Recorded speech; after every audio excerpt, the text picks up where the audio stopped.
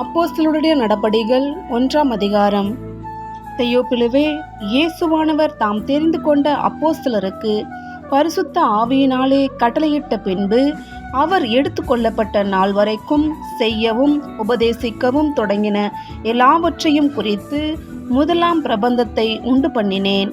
அவர் பாடுபட்ட பின்பு 40 நாளளவும் அப்போஸ்தலருக்கு தரிசனமாகி தேவனுடைய ராஜ்யத்திற்குரியவைகளை அவர்களுடனே பேசி அநேகம் தெளிவான திருஷ்டாந்தங்களினாலே அவர்களுக்கு தம்மை உயிரோடு இருக்கிறவராக காண்பித்தார். அன்றியும் அவர் அவர்களுடனே கூடி வந்திருக்கும் போது அவர்களை நோக்கி, யோவான் ஜலத்தினாலே ஞானஸ்தானம் கொடுத்தான், நீங்கள் சில நாளுக்குள்ளே பரிசுத்த ஆவியினாலே ஞானஸ்தானம் பெறுவீர்கள். ஆகையால் நீங்கள் எருசலேமை விட்டு போகாமல் என்னிடத்தில் கேள்விப்பட்ட பிதாவின் வாக்குத்தத்தம் நிறைவேற காத்திருங்கள் என்று கட்டளையிட்டார். அப்பொழுது கூடி வந்திருந்தவர்கள் அவரை நோக்கி, ஆண்டவரே, இக்காலத்திலா ராஜ்யத்தை இஸ்ரவேலுக்கு திரும்ப கொடுப்பீர் என்று கேட்டார்கள். அதற்கு அவர், பிதாவானவர் தம்முடைய ஆதீனத்திலே வைத்திருக்கிற காலங்களையும் வேளைகளையும் அறிகிறது உங்களுக்கு அடுத்ததல்ல. பரிசுத்த ஆவி உங்களிடத்தில் வரும்போது நீங்கள் பலனடைந்து எருசலேமிலும் யூதேயா முழுவதிலும் சமாரியாவிலும் பூமியின் கடைசி பரியந்தமும் எனக்கு சாட்சிகளாய் இருப்பீர்கள் என்றார். இவைகளை அவர் சொன்ன பின்பு அவர்கள் பார்த்து கொண்டிருக்கையில் உயர எடுத்து கொள்ளப்பட்டார். அவர்கள் கண்களுக்கு மறைவாக ஒரு மேகம் அவரை எடுத்து கொண்டது. அவர் போகிறபோது அவர்கள் வானத்தை அண்ணார்ந்து பார்த்து கொண்டிருக்கையில், இதோ, வெண்மையான வஸ்திரம் தரித்தவர்கள் 2 பேர் அவர்களருகே நின்று, கலிலேயராகிய மனுஷரே, நீங்கள் ஏன் வானத்தை அண்ணார்ந்து பார்த்து நிற்கிறீர்கள்? உங்களிடத்தினின்று வானத்துக்கு எடுத்துக்கொள்ளப்பட்ட இந்த இயேசுவானவர் எப்படி உங்கள் கண்களுக்கு முன்பாக வானத்துக்கு எழுந்தருளி போனாரோ அப்படியே மறுபடியும் வருவார் என்றார்கள். அப்பொழுது அவர்கள் எருசலேமுக்கு சமீபமாய் ஒரு ஓய்வு நாள் பிரயாண தூரத்தில் இருக்கிற ஒலிவமலை எனப்பட்ட மலையிலிருந்து எருசலேமுக்கு திரும்பி போனார்கள். அவர்கள் அங்கே வந்தபோது மேல் வீட்டில் ஏறினார்கள்.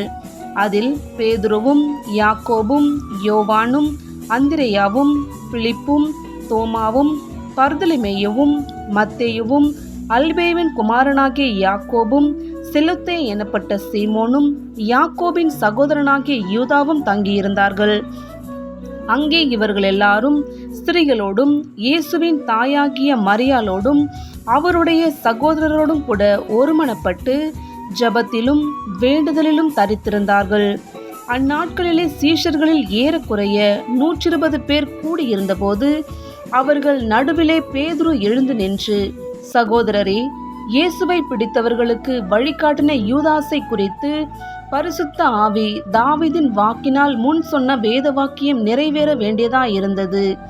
அவன் எங்களில் ஒருவனாக எண்ணப்பட்டு இந்த ஊழியத்திலே பங்கு பெற்றவனாயிருந்தான். அனிதத்தின் கூலியினால் அவன் ஒரு நிலத்தை சம்பாதித்து தலைகீழாக விழுந்தான். அவன் வயிறு வெடித்து குடல்களெல்லாம் சரிந்து போயிற்று.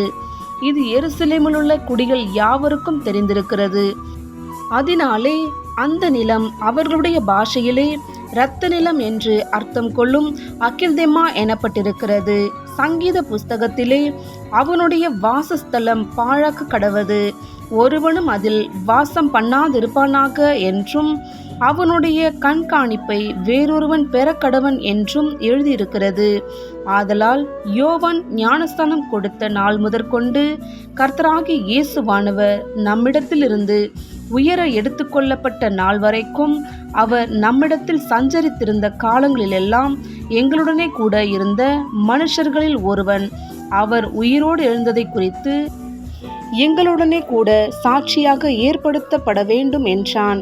அப்பொழுது அவர்கள் யுஸ்து என்னும் மறுநாமமுள்ள பர்சபா எனப்பட்ட யோசேப்பும் மத்தியாவும் ஆகிய 2 பேரையும் நிறுத்தி, எல்லாருடைய இருதயங்களையும் அறிந்திருக்கிற கர்த்தாவே, யூதாஸ் என்பவன் தனக்குரிய இடத்துக்கு போகும்படி இழந்து போன இந்த ஊழியத்திலும் இந்த அப்போஸ்தல பட்டத்திலும் பங்கு பெறுவதற்காக 2 பேரில் தேவரீர் தெரிந்து கொண்டவனை எங்களுக்கு காண்பித்தருளும் என்று ஜெபம் பண்ணி பின்பு அவர்களை குறித்து சீட்டு போட்டார்கள். சீட்டு மத்தியாவின் பேருக்கு விழுந்தது.